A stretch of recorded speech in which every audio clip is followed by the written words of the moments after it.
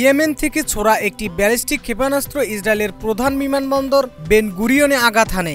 এর ফলে রানওয়ে কাঠামো এবং একটি যানবাহন ক্ষতিগ্রস্ত হয়। এই ঘটনায় অন্তত 4 জন আহত হয়েছেন। গাজার দক্ষিণাঞ্চলীয় রাফাহ শহরে একটি টানেলের খাদে বিস্ফোরণে 2 ইসরায়েলি সেনা নিহত হয়েছেন। এই ঘটনায় আরও 2 জন আহত হয়েছেন।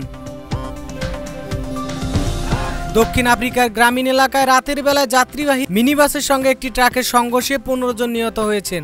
রোববার দেশটির একজন পরিবহন কর্মকর্তা এ তথ্য জানিয়েছেন। তেল আবিবের কাছে বেন গুরিয়ন বিমানবন্দরে ইয়েমেন থেকে ক্ষেপণাস্ত্র হামলার পর ইসরায়েলি প্রতিরক্ষা মন্ত্রী ইসরায়েল কাটজ হুমকি দিয়েছেন, ইসরায়েলে আক্রমণকারীদের উপর 7 গুণ বেশি হামলা চালাবে। জম্মু ও কাশ্মীরের রামবান জেলার ভারতীয় সেনাবাহিনীর একটি গাড়ি খাদে পড়ে এতে দেশটির অন্তত 3 জন সেনা সদস্য নিহত হয়েছেন। রোববার ভারতীয় সংবাদ মাধ্যম এনডিটিভির বরাতে এই তথ্য জানানো হয়। রাজস্থান সীমান্ত থেকে শনিবার ভারতীয় সীমান্তরক্ষী বাহিনী বিএসএফ পাকিস্তানি সেনাবাহিনীর এক সদস্যকে আটক করেছে। এনডিটিভির প্রতিবেদনে বলা হয়েছে, আন্তর্জাতিক সীমান্ত লঙ্ঘন করায় পাক রেঞ্জের এই সদস্যকে আটক করা হয়েছে।